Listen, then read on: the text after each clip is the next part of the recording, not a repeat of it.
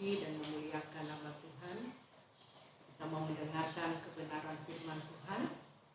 Namun sebelumnya kita memuji Tuhan. Hanya Dialah perlindungan kita.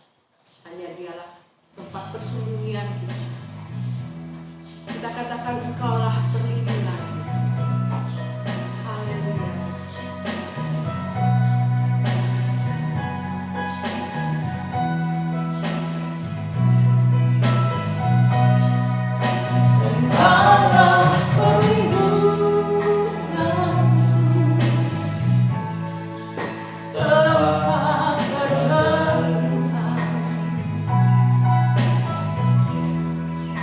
Dari serangan musuh di dalam bahaya, Kau batu aku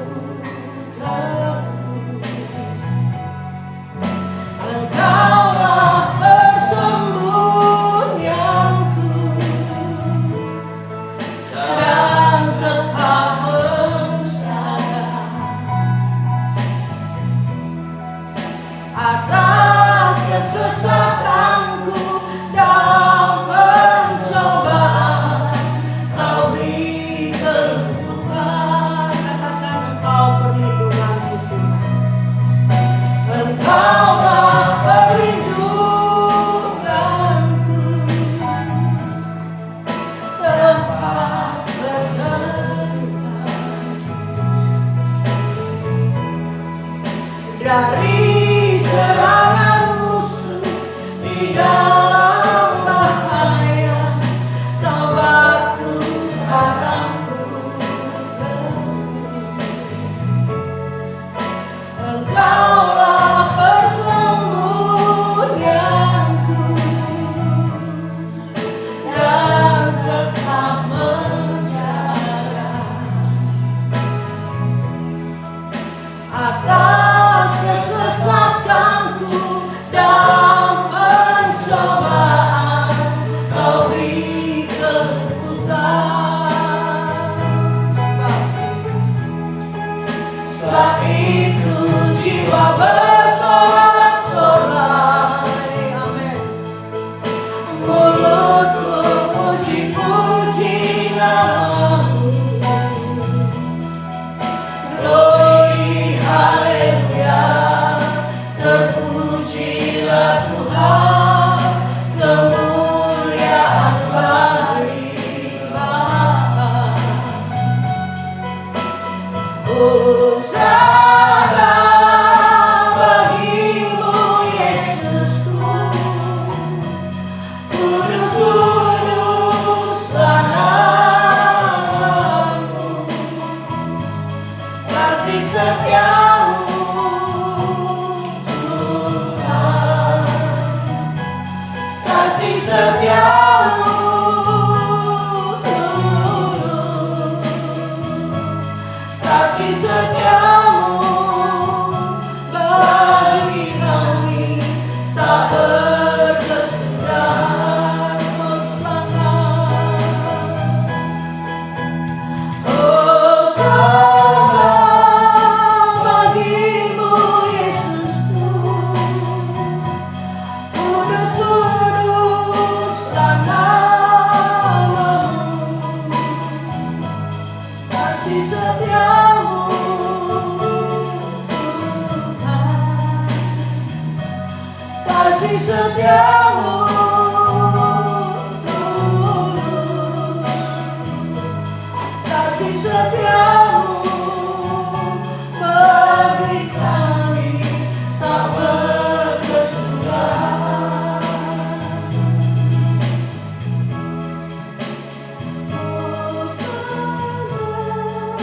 Bagimu Yesusku, kudus-kuduslah namamu. Kasih setiamu Tuhan, kasih setiamu Tuhan, kasih setiamu bagi kami tak berkesudahan.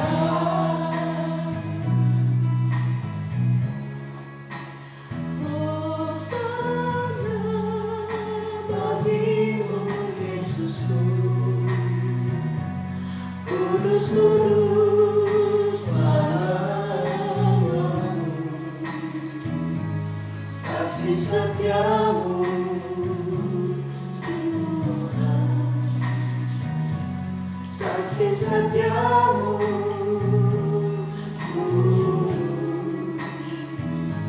kasih setiamu bagi kami tak berkesudahan. Haleluya. Kami bersyukur Engkau selalu membela setiap kami, Tuhan, hingga kami ada sampai hari ini. Oleh karena anugerah Tuhan, oleh karena kasih Tuhan selalu melingkupi kami, menaungi kami, Tuhan. Karena kami selalu berharap bersandar hanya kepada Engkau saja.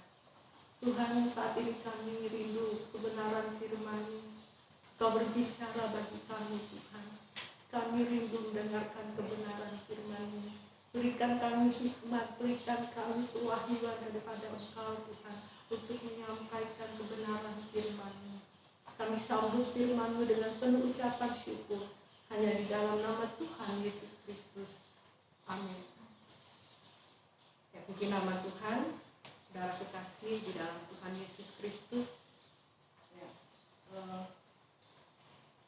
pada minggu yang lalu saya ada mengatakan seperti ini.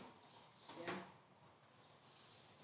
Bukan berarti saya tidak percaya dengan mujizat Tuhan.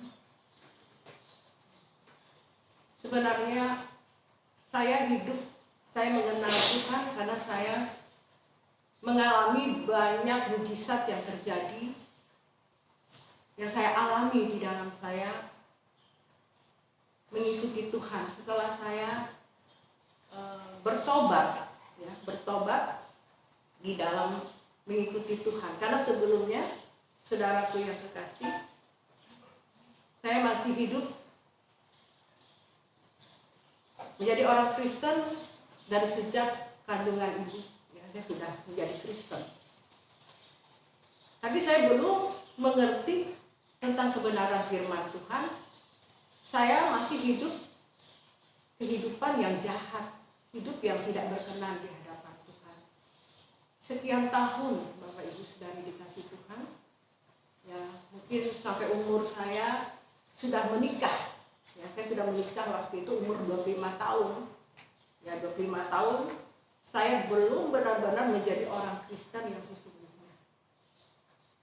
Saya hidup di dalam kehidupan kegelapan, kejahatan di dalam kehidupan saya, kesombongan, keangkuhan yang saya miliki pada waktu itu. Seperti neraka rasanya, saudaraku yang kekasih, ya, seperti hidup tidak tahu tujuan hidup, ya, waktu itu tidak pernah merasakan yang namanya damai sejahtera di dalam kehidupan ini. Selalu saya merasakan tidak ada ketenangan di dalam kehidupan ini. Tapi puji nama Tuhan, di suatu malam saya ingat pada waktu itu, karena sudah capek menghadapi kehidupan yang tidak ada damai sejahtera. Satu malam saya berdoa, saya bertanya kepada Tuhan, Tuhan, kalau Kau benar-benar ada, tunjukkan dalam kehidupan saya. Benar saudaraku yang kekasih, saya melihat mujizat Tuhan terjadi pada waktu itu. Mujizat Tuhan terjadi. Saya pernah, ya istilahnya, kehidupan yang tidak ada punya apa-apa, saudaraku, pada waktu itu. Ya, saya masih tinggal di Manado waktu itu. Anak saya yang tua, si Rani itu, masih kecil, umur 3 tahun pada waktu itu. 3 tahun atau 4 tahun. Ya, pada waktu itu pertama kali saya melihat mujizat Tuhan. Padahal saya belum benar-benar menjalani kehidupan kekristenan yang sesungguhnya. Hanya saya berdoa kepada Tuhan, kalau memang Engkau ada, tunjukkan kepada saya. Waktu itu Bapak Ibu Saudari, ya, sebagai pegawai negeri hidup di kota yang asing, bukan tempat kelahiran saya. Saya tinggal di tempat, ya, suami di Manado. Saudaraku yang kekasih, saya melihat mujizat Tuhan terjadi. Ya. Waktu itu saya kehabisan uang untuk beli susu anak saya, atau saya mau pulang dari kantor itu nggak ada punya uang sama sekali. Untuk bayar taksi saya nggak punya kendaraan waktu itu. Saya semuanya naik taksi ke kantor. Pada waktu itu saya mau pulang nggak punya uang karena waktu itu gajian tertunda pada tanggal 1 itu ditunda. Saya bilang sama Tuhan, Tuhan, aku pulang nanti naik apa? Kalau hari ini nggak ada gajian, katanya ada keterlambatan dari bank. Saudaraku, saya sudah dibuka loket tempat pembayaran gaji pada waktu itu. Ya. Saya tanya kepada petugas, dan petugas katakan hari ini tidak ada gajian karena sudah agak sore, karena saya tunggu sampai sore, saudaraku. Ya. Pada waktu itu, dan saudara, ya saya merasa saya tidak bisa memaksakan karena petugas bilang tidak ada gajian pada sore itu. Waktu saya berbalik mau pulang, saudaraku, saya pasrah. Saya dipanggil oleh petugas itu dan dia bilang, Bu, Ibu boleh terima gaji. Saudara, saya tertekun dan saya hampir tak percaya, saudaraku. Saya hampir tak percaya suara itu memanggil saya. Nah, disitulah saudaraku yang kekasih, saya melihat mujizat yang pertama. Nah, disitu saya semakin sungguh-sungguh kepada Tuhan, dan saya pikir ikut Tuhan itu hidup dengan mujizat, gitu ya. Asal kita sungguh-sungguh percaya dengan Dia, mujizat terjadi. Kedua, saya menerima mujizat yang luar biasa. Juga saya hampir mati waktu melahirkan anak yang kedua. Saya hampir meninggal, ya. Bu Kodi sudah mau meninggal karena itu. Tapi anak saya yang saya lahirkan itu, ya, mujizat Tuhan. Yang dikatakan juga dia tidak ada harapan karena waktu itu keracunan kehamilan. Waktu itu saya tekanan sampai 220, saya tidak tahu apa yang terjadi. Saudaraku, anak saya yang namanya yang kedua ini, saudara, dia tidak diharapkan hidup karena waktu itu tidak sampai 1 kilo ya kalau dilihat, ya, masih ditaruh di meja seperti itu. Tapi oleh karena saya melihat mujizat Tuhan, sehingga anak ini, kata-kata orang-orang pada waktu itu, ya, karena saya tidak sadar waktu itu, dan orang berkata bahwa anak ini menangis. Ada suara, dan itu luar biasa. Dikira sudah anak ini sudah tidak ada harapan lagi, sudah dianggap sudah meninggal gitu. Tapi puji nama Tuhan, anak ini ada suara tangisan dan langsung dibawa ke ruang inkubator itu, dan saya pun mengalami juga mujizat gitu ya, Bapak Ibu. Tidak terjadi pendarahan karena pada waktu itu tekanan 200 lebih itu resiko tinggi ya, itu bisa mengakibatkan pendarahan yang luar biasa. Tapi kejadian itu, saudaraku yang kecil, mujizat Tuhan itu luar biasa. Saya mengalami banyak mujizat Tuhan, saudaraku yang kekasih, yang mengalami mujizat demi mujizat. Nah, disitulah saya mengikuti Tuhan itu, wah, nyaman ikut Tuhan itu, enak, mujizat terjadi, diberkati oleh Tuhan, kehidupan kami mulai meningkat pada waktu itu, ya. Kehidupan kami mulai meningkat, kami pindah ke Palangkaraya ini, kehidupan meningkat. Saya pikir ikut Tuhan itu mujizat, wow, dahsyat, luar biasa.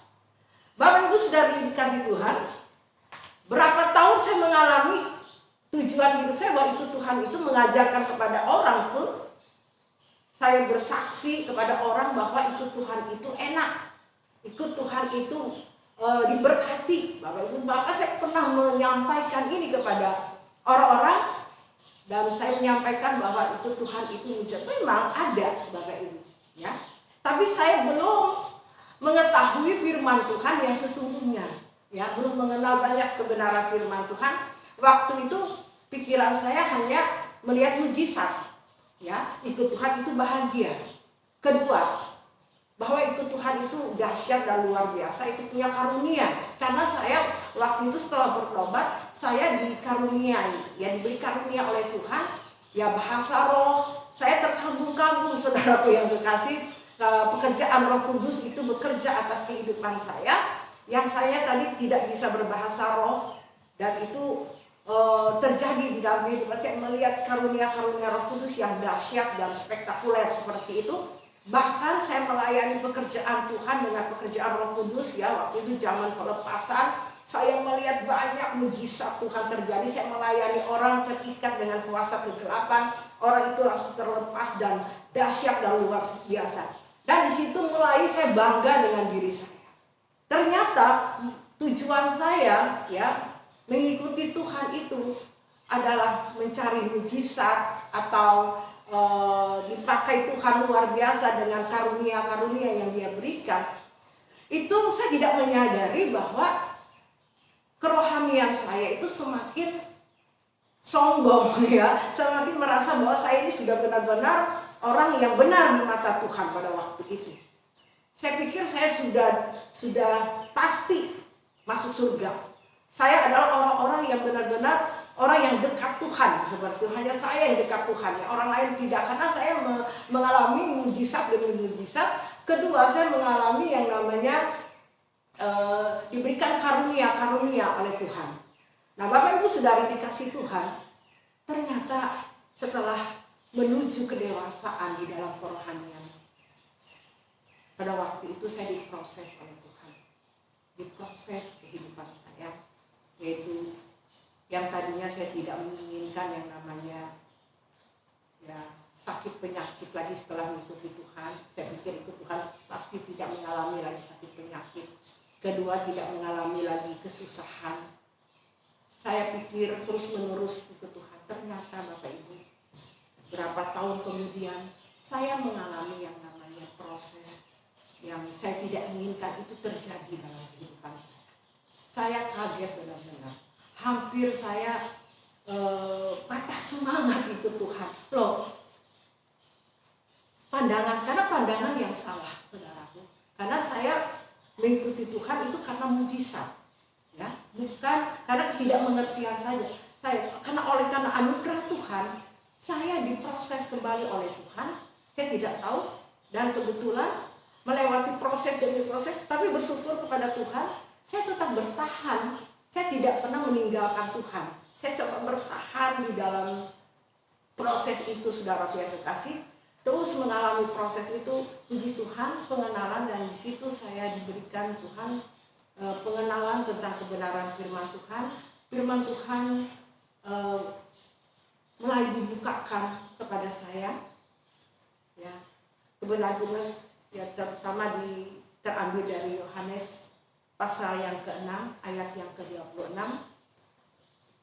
Demikian firman Tuhan. Yesus berkata kepada mereka, "Aku berkata kepadamu, sesungguhnya kamu mencari aku bukan karena kamu telah melihat tanda-tanda, melainkan karena kamu telah makan roti itu dan kamu kenyang."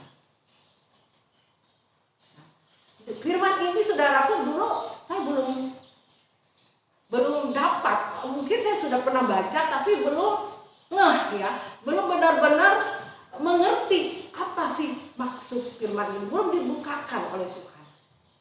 Jadi saya merenungkan, Bapak Ibu Saudari dikasih Tuhan, Tuhan kita itu luar biasa. Semuanya indah pada waktunya. Dia tahu, ya, bagaimana cara membentuk setiap anak-anak yang dikasihinya. Dia tahu orang-orang yang mengasihi Dia. Tuhan tahu orang-orang yang mau benar-benar sungguh-sungguh mengasihi Dia. Orang-orang yang benar-benar mau melakukan kebenaran firman Tuhan. Bapak Ibu Saudari dikasih Tuhan, proses demi proses sampai hari ini, saudaraku yang kekasih, proses itu terjadi terus di dalam kehidupan saya. Ya, ternyata kehidupan menjadi orang Kristen, ya, itu tidak cukup hanya mengenal mujizat. Kita harus dimuridkan, Bapak Ibu Saudari dikasih Tuhan, seperti firman Tuhan yang mengatakan di Lukas 14 ayat yang ke-27. Ya, demikian firman Tuhan.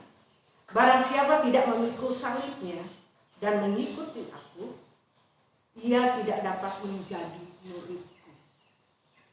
Sekali lagi saya bacakan. Barang siapa tidak memikul salibnya dan mengikut aku, ia tidak dapat menjadi muridku. Nah, Bapak Ibu sudah dikasih Tuhan. Kalau bukan karena anugerah Tuhan, kalau bukan karena kita mengasihi Tuhan dengan sungguh-sungguh, ayat ini dianggap biasa-biasa saja. Ya. Saya banyak melihat orang sekian tahun mengikuti Tuhan, stucknya di situ.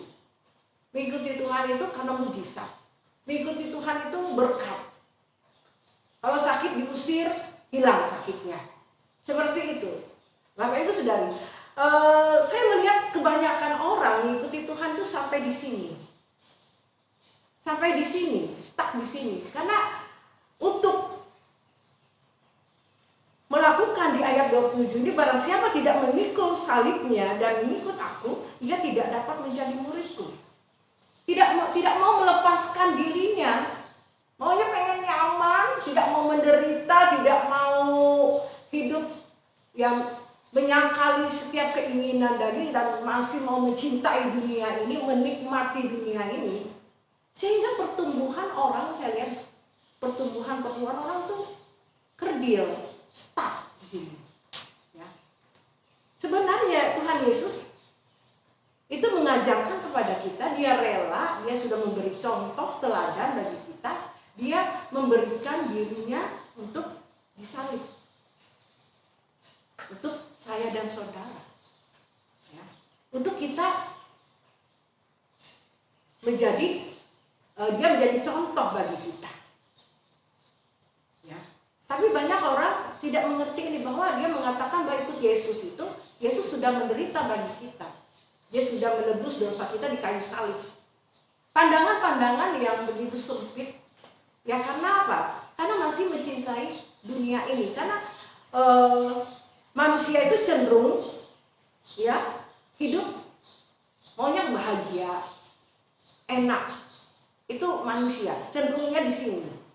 Dia tidak mengerti bahwa kalau ikut Yesus itu harus menderita. Karena dia sudah menderita, itu dia sudah memberikan teladan bagi kita. Nah, saya menekankan hari ini kepada Bapak Ibu Saudari dikasih Tuhan. Saya berdoa kepada Tuhan, semoga anugerah Tuhan ini membukakan paradigma kita, pemahaman kita tentang kebenaran firman Tuhan yang sesungguh-sungguhnya, yang sebenar-benarnya. Ya. Berikan hatimu hari ini kepada Tuhan. Ya. Dengan segala kerendahan hatimu kepada Tuhan. Buka hatimu.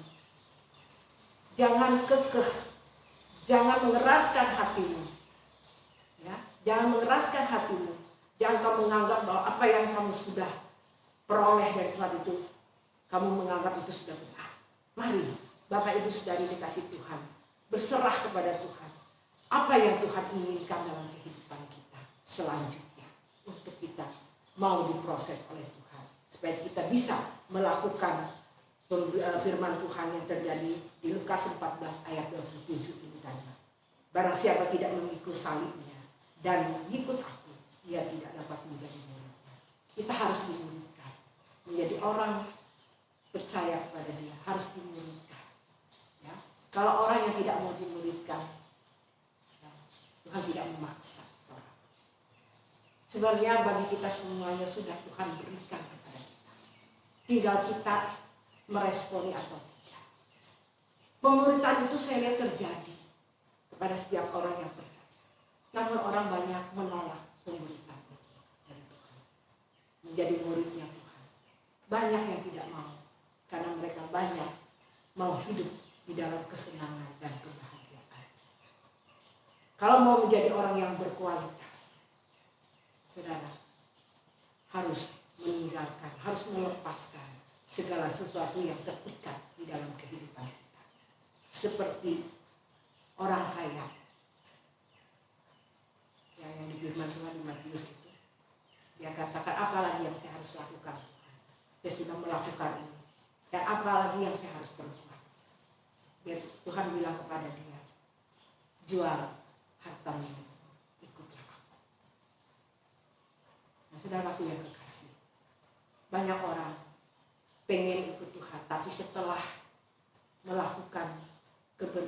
sungguh-sungguh yang Tuhan ajarkan banyak orang tidak mau melakukan. Sehingga firman Tuhan ada yang mengatakan banyak dipanggil, sedikit terpilih. Nah, kalau saudara cuma hanya terpanggil, tidak mau dipilih, untuk menjadi terpilih, tentunya kita harus mau mengalami yang namanya proses dari Tuhan, dimuridkan oleh Tuhan.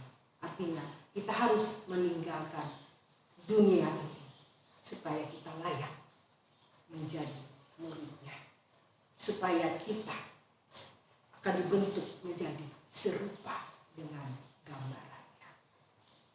Bapak Ibu Saudari dikasih Tuhan, kejadian-kejadian kita melihat hari-hari ini tidak semakin membaik. Jangan berharap bahwa dunia ini semakin mengenakan. Jangan berharap, saudara. Di sini saya mengatakan kepada Bapak Ibu Saudara dikasih Tuhan, Jemaat GBI Bukit Raya, mari kita melakukan kebenaran firman Tuhan yang Dia ajarkan kepada kita, yang sebenar-benarnya, yang sesungguh-sungguhnya. Kita harus meninggalkan segala kenyamanan dunia ini. Kita harus meninggalkan segala keinginan-keinginan hidup yang tidak berkenan di hadapan Tuhan. Mari, saya percaya kita akan, inilah tujuan Tuhan datang ke dunia ini. Ya, Dia menyempurnakan kita. Ya, supaya kita serupa dengan Kristus. Inilah rancangan semula Tuhan untuk anak-anaknya. Untuk kita menjadi muridnya Tuhan. Supaya kita layak di hadapan. Inilah tujuan Tuhan datang ke dunia ini. Untuk menebus, untuk rela menderita bagi saya dan saudara di kayu salib. Bapak Ibu Saudari dikasih Tuhan, saya percaya apapun yang terjadi di dunia ini, kita tidak akan pernah takut, kita tidak akan pernah goyah, kita siap menerima apapun yang terjadi. Karena kita tahu kita di dunia ini sementara, kita hanya menumpang. Kita tidak selamanya tinggal di dunia ini. Ingat, tidak selamanya di dunia ini bukan rumah kita. Rumah kita yang sesungguhnya itu adalah di kerajaan surga yang Tuhan sudah siapkan bagi kita. Tentunya kita hari ini mempersiapkan diri kita untuk kita serupa dengan Dia, supaya kita nanti di sana benar-benar kita tidak ditolak oleh Tuhan, karena kita sudah serupa dengan Dia. Sebab itu di kesempatan ini, mari kita memperbaiki hidup kita. Mari kita melakukan kebenaran firman Tuhan. Karena Dia, Tuhan kita, perlindungan kita. Dia adalah perteduhan kita. Dari serangan apapun, Dia tempat persembunyian kita. Dia batu karang kita yang teguh. Mari kita datang kepada Dia. Tuhan Yesus memberkati kita semua. Mari kita angkat pujian kita. Engkaulah perlindungan.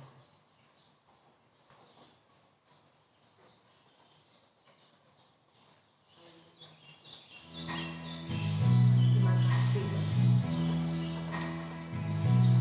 Glory, glory.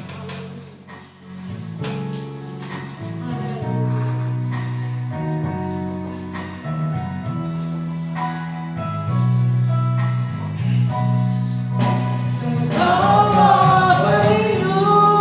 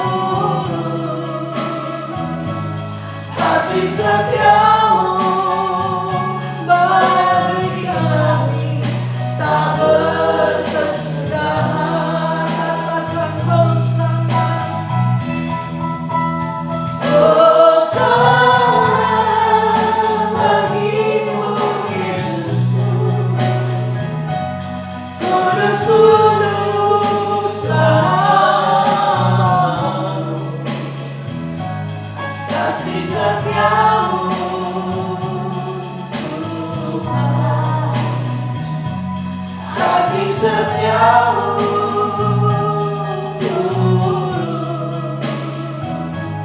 kasih setiamu bagi kami tak berkesudahan.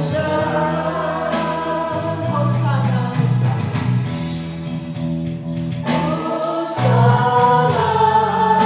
bagimu Yesusku, tulus-tulus padamu, kasih setiamu,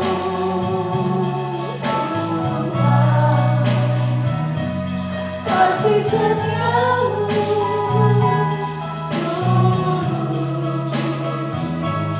kasih setiamu bagi kami tak berkesudahan.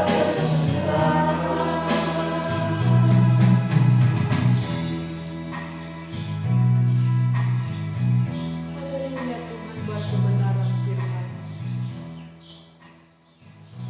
Terima kasih buat anugerah yang Tuhan berikan kami pada saat hari ini. Kami mengenal firman-Mu begitu luar biasa Tuhan. Dan itu harus kami praktekkan di dalam kehidupan kami.